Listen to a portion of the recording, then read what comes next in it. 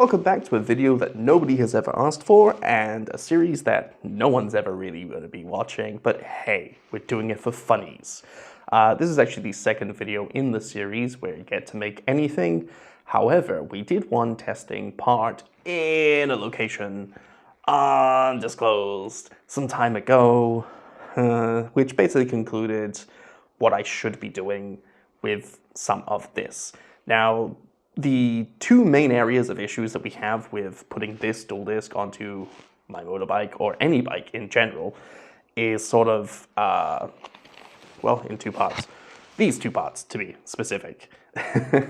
So let's put this to one side for now. Let's take this card, put that there, and let's focus on the field talking. We'll talk about the field part for now. Now, this is a little broken out here. Scary, but we'll have to fix that later. Now, I'm sure you've seen, maybe you've seen in some other videos, I have a card, we draw it out, slap it on. And you might be wondering, well, how does it stay there? Well, it's this magnet, this one magnet. And is this magnet enough to keep it there at high speeds? I can't blow hard enough for that, but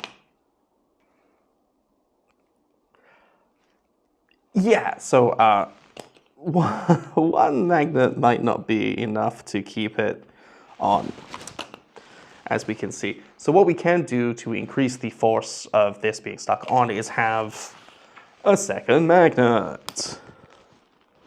That way we can stick it on and then it should, please don't break this time. Okay, it should definitely stay on. So we're thinking about putting this sort of on all of these field spells. Field spells? Field zones. And then figuring out, well, these sort of are the slots for spells and traps, where to put the field spell, where to put the extra deck monsters, and so on and so on. We're going to think about that as well. Now, I mean, arguably we could put magnets here for link monster, and so on. Well, actually, wouldn't they'd probably just go like, where are the link monster zones?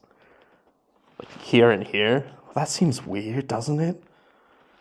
Bom bom. Anyway, we'll figure all of that out, where to put everything, and we'll use magnets for that. One idea for the field spell is sort of like maybe have like a sliding drawer like the original dual discs. Ooh, that'd be fun. The reason we came to magnets was because, well, basically we wanted a way for them all to all stick in and like have a little extra padding. And these little magnetic sheets aren't very expensive. And you can cut them out and whatever, and they fit inside your sleeves pretty nicely. And again, we've used them in videos before. They seem to stick on, but we'll have to see them at speeds. And I'm thinking as well, have it so it's facing like this. So as you're looking at it, you know, the wind is blowing here against the back of it. It shouldn't really like push the cards off, especially if they're in here. But the problem with the cards being in here is we need to find a way that's comfortable for them to be put in and taken out in gloves, because putting them in with gloves on is kind of easy, but taking them out of here is a little trickier.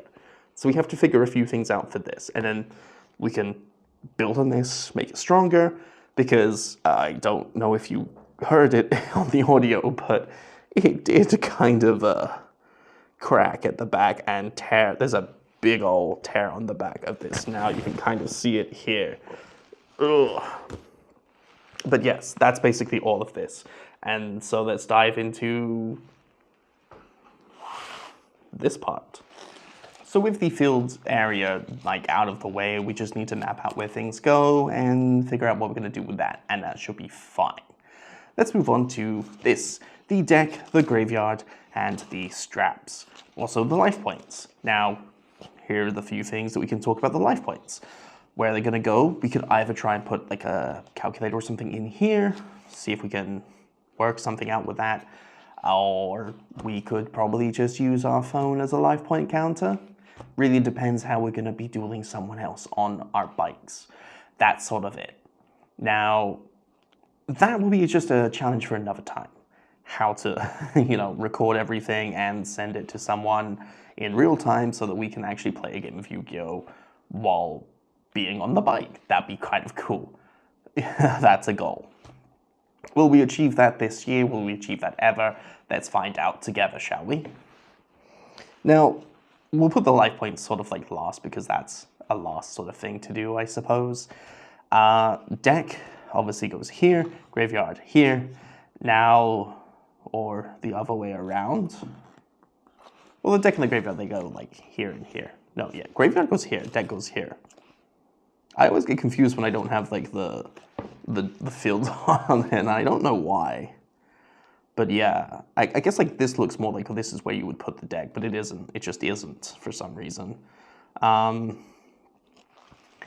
big concern is that with the deck here, the more that you're playing, the more cards you draw, the lower it gets. And the lower it gets, the less stuck under here it is. Which means that there's more room for the cards to fall out. And we don't want them to fall out, especially when we're going at speeds, because there's a ton of things that could go wrong at that point. The cards could go into the engine, they could go into the wheels, they could fly away, never to be seen again. They could even cause the bike to slip. Maybe, probably not, but there's a lot of things that could just go wrong if the cards were to fall. So we need to find a way to make them just not fall, but in a way where we can still continuously be able to draw cards from our deck. There are a few ideas in my head for this, but I think I'll have to do some testing to make sure that's fine. So that might take a bit of a time to get around to. Same for the graveyard. We want to be able to put cards into the graveyard and keep them there. Interestingly, it's interestingly, we want to be able to have the graveyard push the cards to the top so we can insert cards and have it come a thing come down, like a set of springs come down. Whereas this one, we want something to push the cards up. So we want to push the cards up here. We want to push the cards down here. It's kind of funny that it's an inverse problem, but we'll figure that out as we go along. Any ideas for that as well, please put them down below in comments. I really would appreciate that. The simplest thing that we'll probably just do for next week, because I'm gonna really commit to this. The straps. Now these are just foam. It came with these are just foam, Velcro, and it just straps onto your hand. Now what we want actually is a way for, well, basically the straps to go, 1, on my arm when I'm not on the bike, and 2, onto the bike when I am on the bike. And that's basically just it. That's all I really wanted to do. So these are actually a little too short to go on the bike in a way that I'm happy with. I did a test with these to go onto my old bike, and I used magnets. Well, these tiny magnets that we have for the fields, these big ones that we have for this. Now, the problem is, so with the magnets, we're not going to, again, we're not going to use these tiny ones because they don't really fit very nicely on that. But we are going to use these big ones. Now, the problem that we have with these is they kind of take up all of the area here. So it would need to, we would just want bigger straps, because having this here, kind of, it's hard to really keep it on and adjust it and things like that. I did try when I was, well, some time ago, but hey, lost footage. Ignore, don't worry about that. So the goal for the straps is basically this. We're going to take these foam ones, we're going to throw them away. We're going to get new foam, put them on, and get new Velcro straps. We actually do have Velcro pods here and here for that. So that will be fine. So yes, once we change these straps out, we're going to just take them, throw them away, replace them, put new Velcro on to make sure that it can go on my arm when it's not on the bike, and it can go on the bike when it is on the bike. That's all we want to do. And when we change that next week, hopefully, we'll record it and release it. If we fail, then we fail. If we succeed, and we move on. So we'll have like a checklist of things to do, which will probably like pop up as the new videos come out and go along, as like our goals to completion and stuff. That'll be interesting for me to figure out and do and everything. But hey, so that's sort of it. That's the plan. We've had our problems episode, now we have the plan episode, where we're basically just saying, we kind of know what to do. We just need to do it now. So there we are. Let's do this. Let's make the first dual runner of sorts. Well, we're just making a duelist that sticks on a motorbike and we can play Yu-Gi-Oh! We'll figure out the format and everything to play with it later, but hey. For now, thanks for watching, and we'll see you in the next one. But there is one more thing that we need to talk about just before we go. It's magnets. Magnets, they're really bad. If you have magnets like these ones, they're very strong, but they're also very brittle. They do break very easy. And sometimes they even just fold in on themselves from the sheer pressure of themselves. But the biggest thing about these is the actual dust of these neodymium magnets is actually very flammable. So we've got to be careful of that, because we don't want to cause a spark while we're messing around with the bike.